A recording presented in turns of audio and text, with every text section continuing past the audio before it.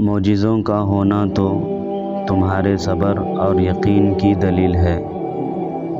تمہارا صبر ہی تمہیں تمہاری من پسند چیز تک لے کر جائے گا، اور اگر بہت مانگنے پر بھی نہ ملے تو اللہ پاک سے شکوہ نہ کرنا، کیونکہ وہ تمہیں تم سے بہتر جانتا ہے۔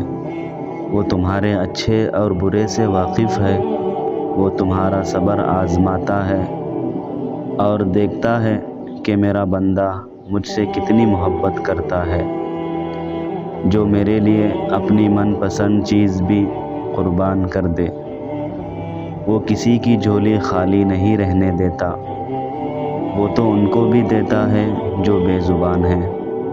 پھر تمہیں کیسے نہیں دے گا جو دل کی زبان سے اس سے مانگتے ہیں۔ وہ تمہیں وہاں سے دے گا جہاں سے تمہیں گمان بھی نہیں، اور وہ کسی کی دعا رد کیوں کرے گا جب وہ خود دعا کی توفیق دیتا ہے۔